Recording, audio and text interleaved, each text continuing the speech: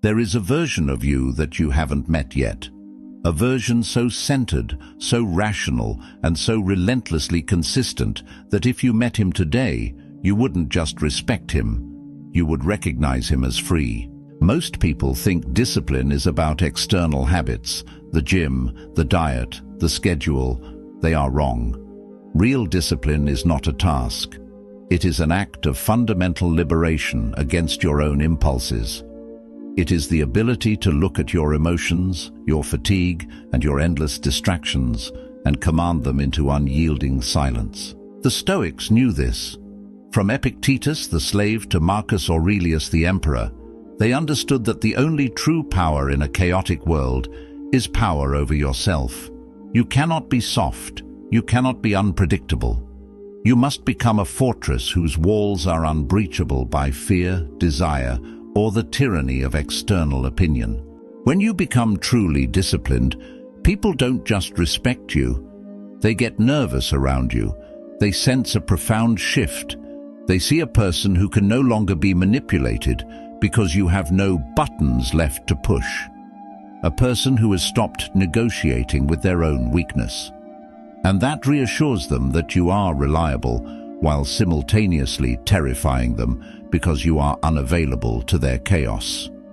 You are no longer part of the emotional roller coaster. You are here because you are tired. You are exhausted by your own inconsistency. You are sick of making promises to yourself that you break by noon. You are watching others rise while you stay trapped in the same loop, the momentary flash of motivation, followed by the inevitable collapse back into comfort. You want to know how to build a mind that is unbreakable. I am going to show you how. This is the Stoic path to inner sovereignty. We are going to apply the timeless philosophy of Epictetus and Marcus Aurelius to your daily existence, transforming weakness into armor. By the end of this video, you will understand why seeking external validation is slavery and why achieving unshakable discipline is the ultimate freedom. The secret isn't in what you add to your life. It's in the weak, dependent parts of yourself you are willing to subtract and discard. Most men are slaves to their mood. The moment you start this path, you stop being a slave. You become a sovereign. But sovereignty has a price: absolute, uncompromising self-control. Are you willing to pay it? The first law, the discipline of assent, the dichotomy of control.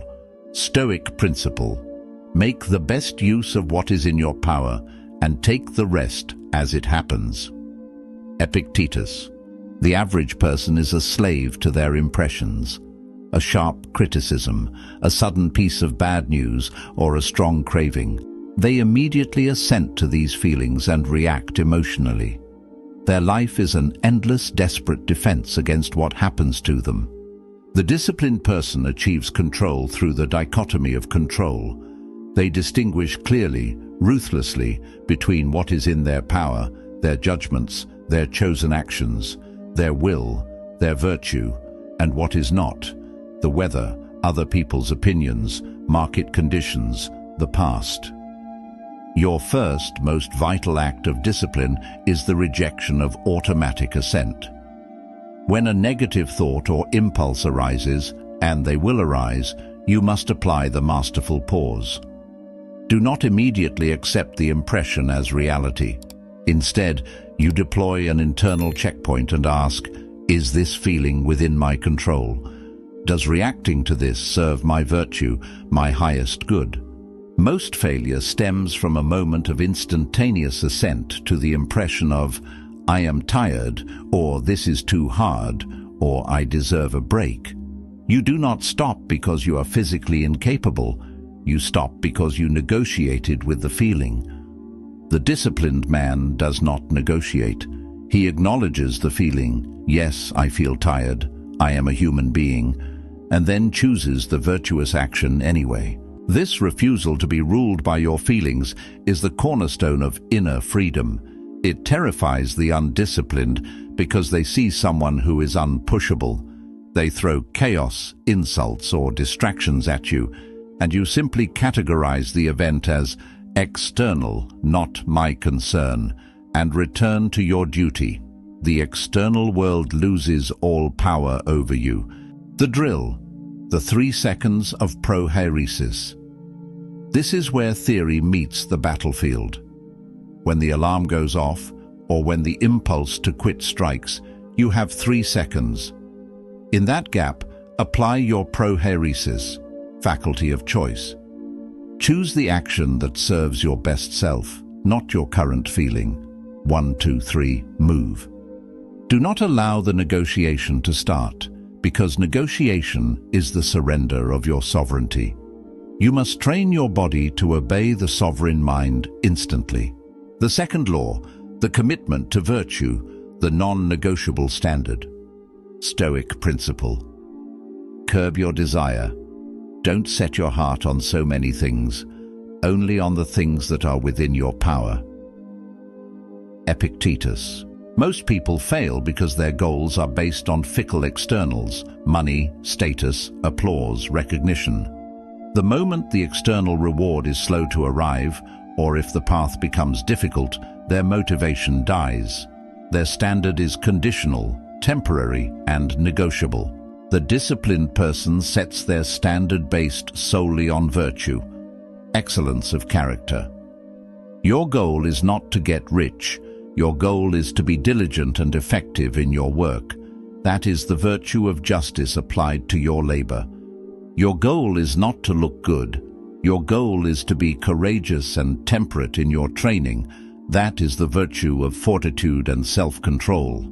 Virtue is the only thing that is completely within your control. You can fail at your business, external, but you can never fail at being diligent, internal.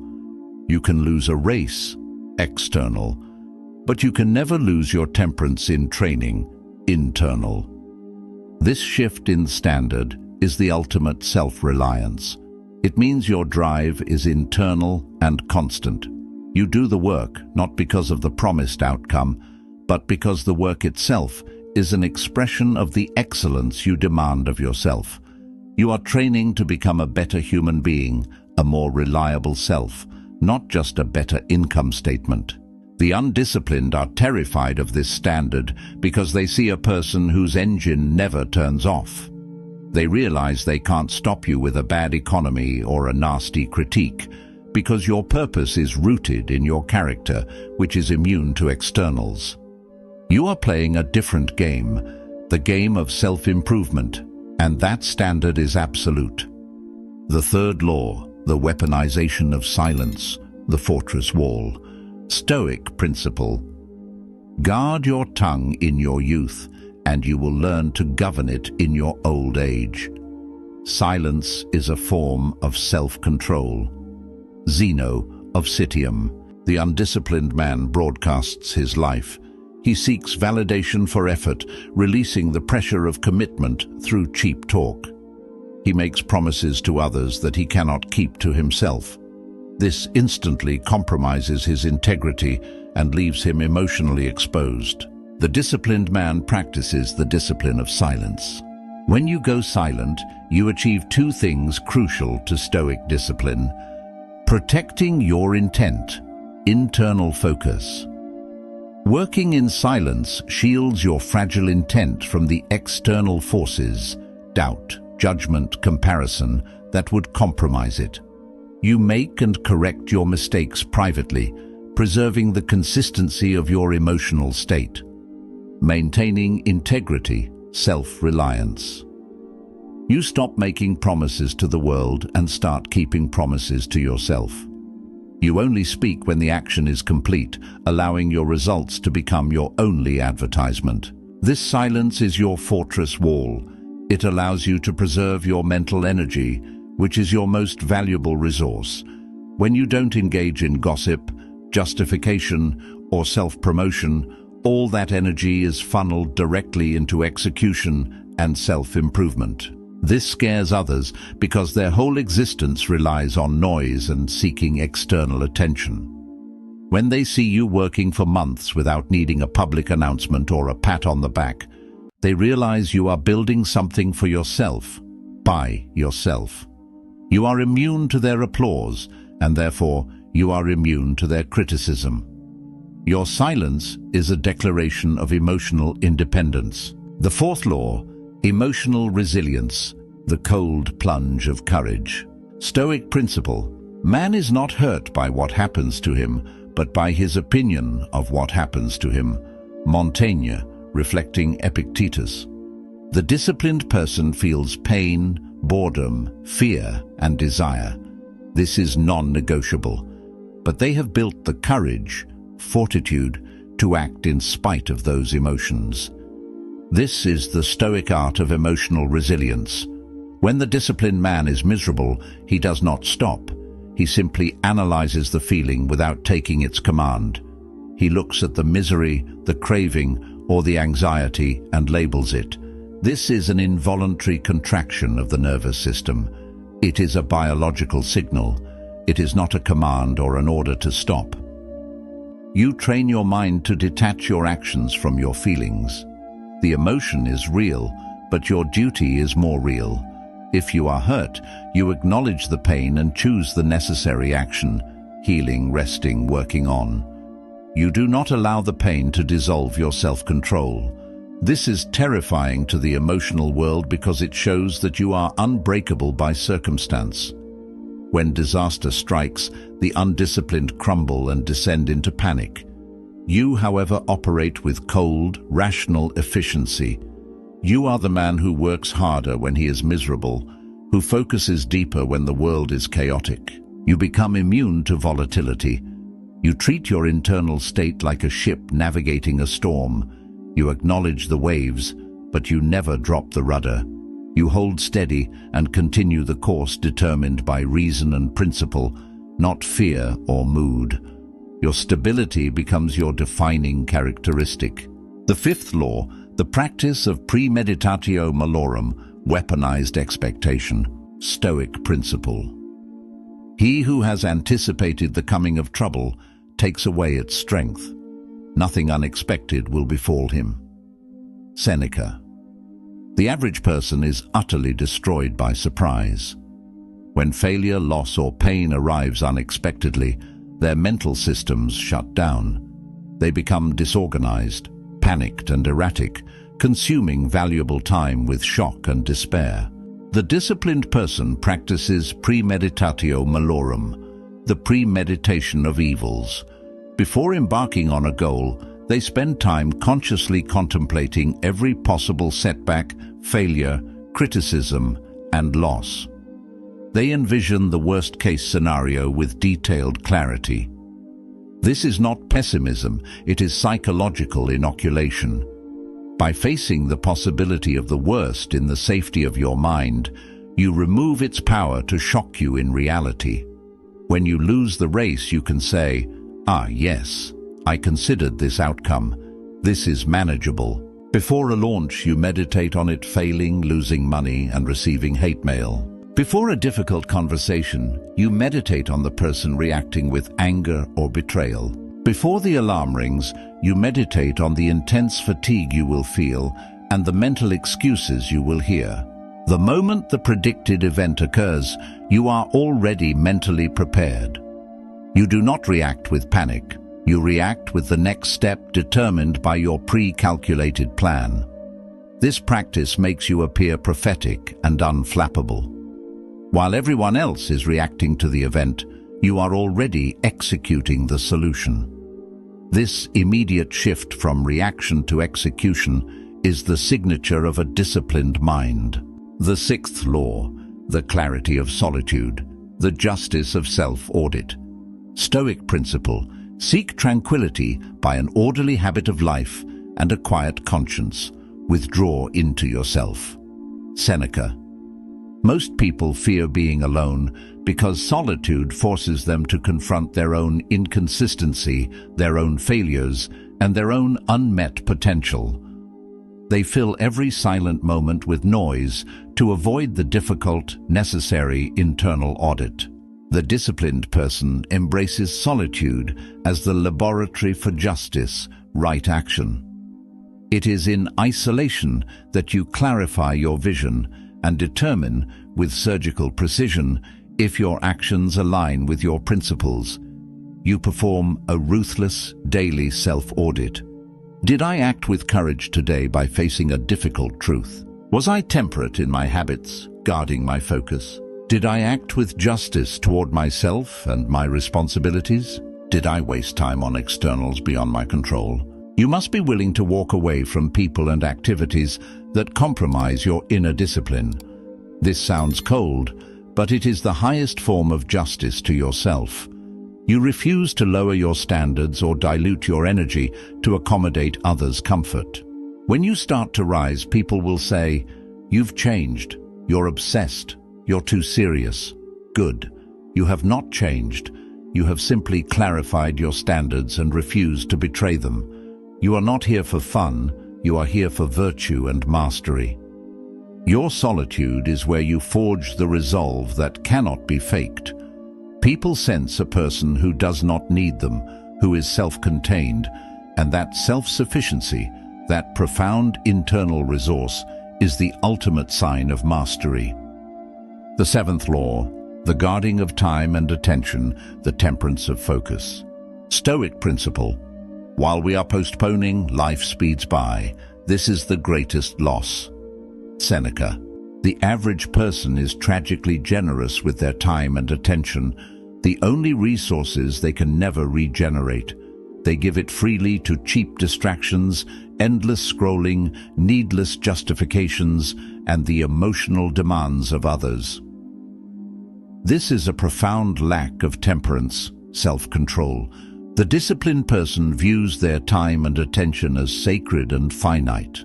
They practice ruthless subtraction. They remove everything that does not contribute to their mission or their virtue. They are inaccessible without purpose. They are brief and direct in communication. They refuse to engage in debates or arguments about things they cannot control, politics, gossip, past events. You must become ruthless with your time. Every second you spend arguing with an idiot, scrolling social media, or seeking emotional comfort is a second you have stolen from your future excellence. Guard your time like a dragon guards gold. When people realize that your time is expensive, they stop wasting it. When they realize your attention is rare, they value it. This self-control over your focus is what makes you an outlier. While the world is addicted to speed and distraction, you move with deliberate focus and purpose. You are not fighting the world. You are simply refusing to be drawn into its chaos. You are operating on a different temporal and mental plane, which the undisciplined can only observe with confusion. The eighth law, the death of the need for liking, the final freedom. Stoic principle, curb your desire. Don't set your heart on so many things, especially the approval of others. Epictetus. The final highest pillar of Stoic discipline is the death of the need for external approval. The undisciplined man is a slave because his worth is determined by the shifting, unreliable opinions of others. He is perpetually seeking to please masters who can never be satisfied. You must undergo the death of the old self, the version of you that needs to be liked, that apologizes for having ambition, that seeks a pat on the back. This is the hardest part because it is the death of ego comfort. You will be misunderstood. You will be called cold, obsessed, or distant. This is the tax you pay for inner freedom. The Stoic man is content with his own self-audit. His reward is his quiet conscience and the knowledge that he acted in accordance with virtue. He does not need your applause, and therefore he does not fear your criticism. When you walk into a room, you do not seek validation, you seek duty. You see the world as a place for action and responsibility, not a stage for performance. You walk with the look of a person who has conquered his own mind, the look of a person who is free. This is the freedom of the sovereign. You are out in the cold. You are hungry, but you are free. The ninth law, the unwavering practice of memento mori, the urgency of action. Stoic principle. You could leave life right now. Let that determine what you do and say and think. Marcus Aurelius. The average person constantly postpones discipline. They believe they have an unlimited reserve of time. They say, "I will start tomorrow," or "I will get serious next year," and they act as if immortality is guaranteed. This mindset breeds softness and procrastination. The disciplined person uses memento mori, the remembrance of death, not as a morbid thought, but as the ultimate fuel for execution. You acknowledge the fact that your time is not just finite, it is precariously short. The awareness of mortality immediately clarifies the priority of virtue. It strips away all the small, petty distractions and demands that you focus only on actions that truly matter, actions aligned with your highest principles. When you truly internalize that any given day could be your last, the impulse to scroll, gossip, or delay self-improvement becomes nonsensical. Memento mori transforms discipline from a chore into a sacred obligation to yourself. You are not just working, you are ensuring that if your life ended today, your final action would have been virtuous and worthy of the self you are striving to be. This existential urgency is a powerful driver of consistency that the average person can never access. The 10th law, the principle of sympathia, the role in the cosmos. Stoic principle: what is not good for the beehive cannot be good for the bee. Marcus Aurelius.